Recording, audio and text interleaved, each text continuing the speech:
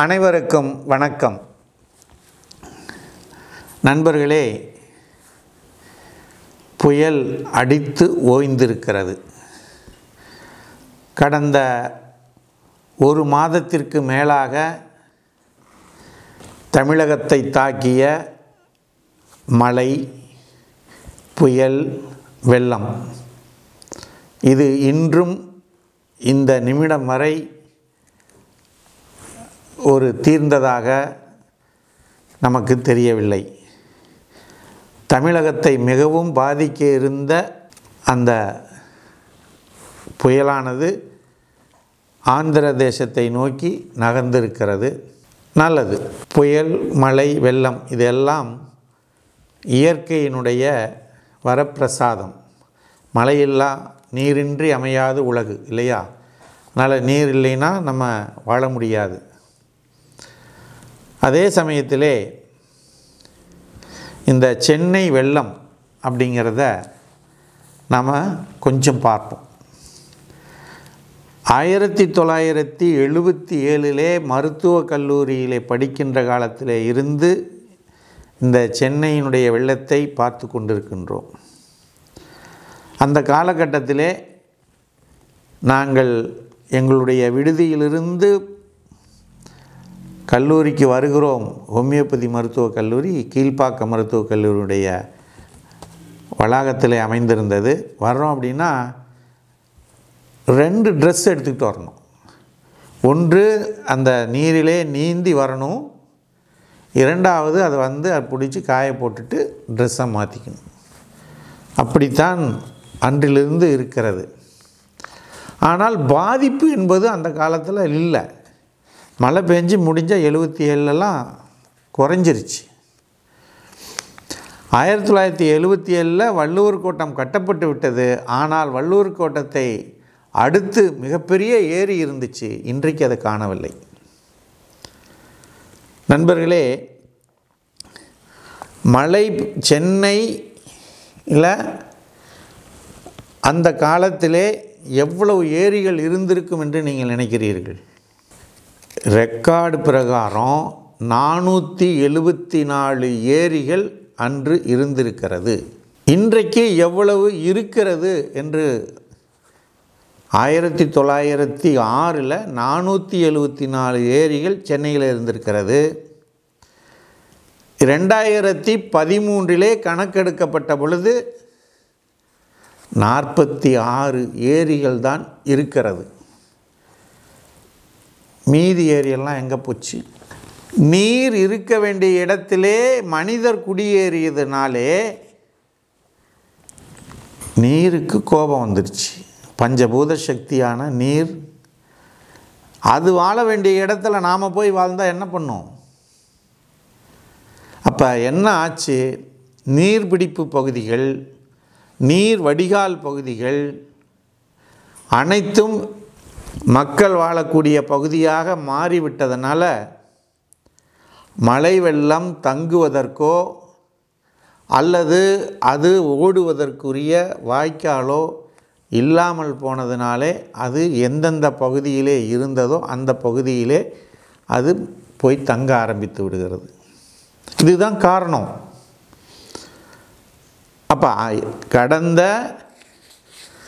40-60 ஆண்டு காலமாக இதற்கான திட்டமிடல் இல்லை. ஒரு நகரம் உருவாக்கப்பட வேண்டுமென்றால் எத்தனையோ இன்றைக்கு குடியிருப்பு பகுதிகள், வீட்டு மனைகள் பிரித்து போடப்படுகிறது. அதில் என்ன பண்ணுறாங்க? அதில் எதுவுமே எந்த வசதிகளுமே இல்லை.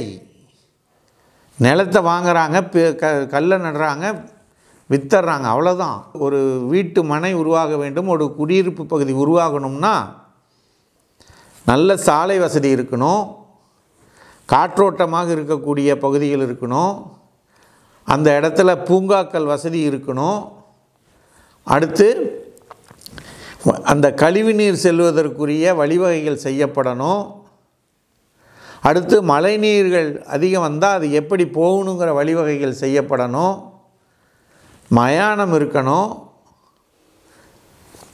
மின்சார வசதிகள் இருக்கணும். இப்படி பல்வேறு வசதிகளும் அங்கே இருக்கணும்.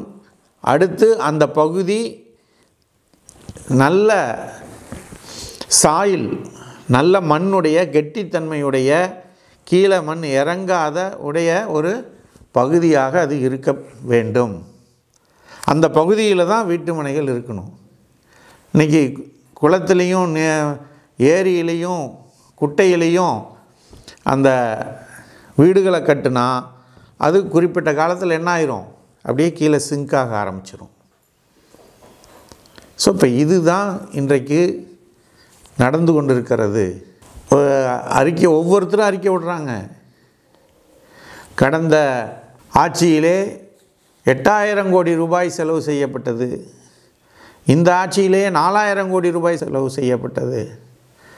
அடுத்து மத்திய அரசாங்கத்திடம் 5000 கோடி ரூபாய் இதை சீர் செய்வதற்கு தேவை என்று கேட்கப்படுகிறது. ஐயா, இதெல்லாம் என்ன? ஒரு சாதாரண மனிதன் 1 கோடி ரூபாயை கண்ணில் பார்த்துருக்க முடியுமா? இல்லை 1 லட்ச ரூபாயை ஒன்றா பார்த்துருக்க முடியுமா? இத்தனாயிரம் கோடி ரூபாய்கள் செலவு செய்தும், இது சொல்கிறது நான் இப்போ ஒரு 10 வருஷம் 15 வருஷத்தில், அதுக்கு முன்னால் 15-20 வருஷத்தில் எத்தனை கோடி செலவு பண்ணியிருப்பாங்க. அப்போ இதற்கான தீர்வு என்ன? இப்போ அடையாறு, அந்த ஆற்றிலே வரக்கூடிய நீர் அல்லது கூவத்திலே வரக்கூடிய நீர் கடலில் போய் கலக்கும் பொழுது சென்னை கமிஷனர் சொல்கிறாரு, மாநகராட்சி கமிஷனர், கடல் நீர் எதிர்க்கிறது. அப்போ கடல் உள்வாங்கினால்தான், கடலிலே அதை வாங்கி கொள்ளக்கூடிய சக்தி இருந்தால் தான் பண்ண முடியும். அடுத்து வருங்காலத்திலும் இதுதான் நடக்கும். இதற்கு மாற்று வழி என்ன இருக்குது? இப்போ கட்டின அத்தனை ஊட்டையும் வீடுகளையும் குடியிருப்பு பகுதிகளையும் தகர்க்கணும். அந்த இடத்த ஏரியாக 474 ஏரிகளை மீண்டும் கொண்டு வர வேண்டும். பாருங்கள், முடியுமா? இல்லை என்றால் இந்த தமிழகமே வளம் பெறக்கூடிய ஒரு திட்டம் இருக்குது. என்ன அந்த திட்டம்? நீர்வழி போக்குவரத்து சென்னையிலிருந்து திருச்சி வரைக்கும் கொண்டு வரலாம். அப்போது வழியில் வரக்கூடிய அத்தனை பகுதிகளும் என்னாகும்?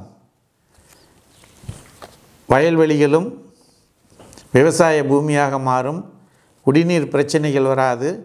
அது நேராக அங்கே காவிரியிலே ஏதோ ஒரு பகுதியிலே செல்லும். டெல்டா பகுதிகள் நல்ல நிலையிலே ஏற்படும். நாம் கர்நாடகாவோட சண்டை போட வேண்டிய அவசியமில்லை.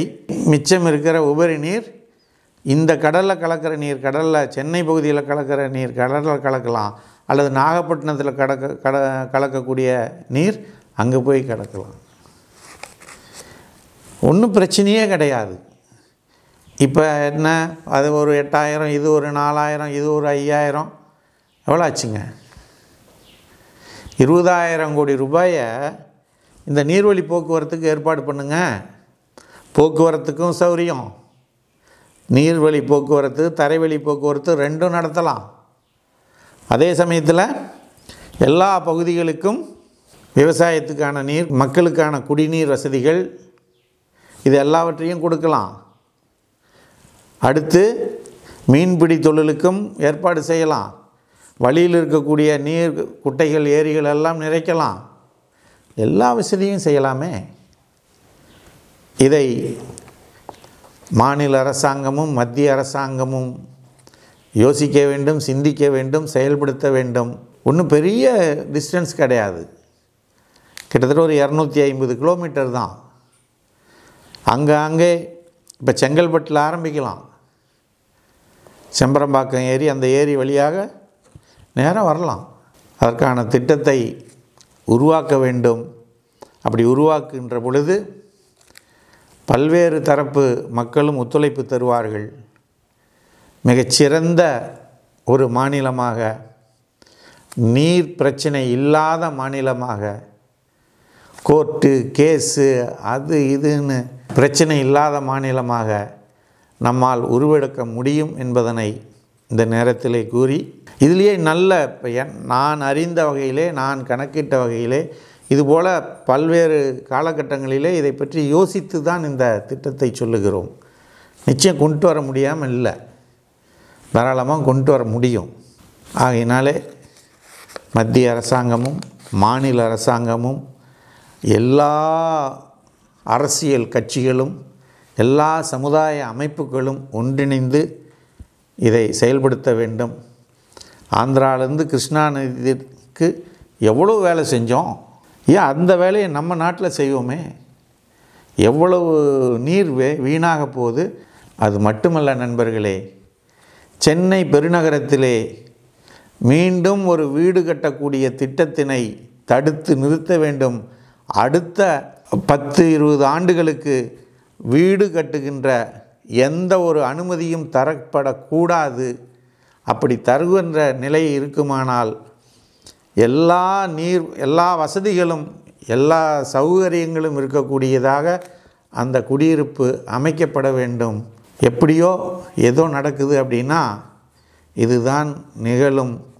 இன்றைக்கு அதிகபட்சமான நீரை தடுத்து நிறுத்துகின்ற கடலானது கொந்தளித்தால் சென்னை மாநகரம் நீரால் அழிவு ஏற்படும் என்பதில் எந்த விதமான ஐயப்பாடும் இல்லை.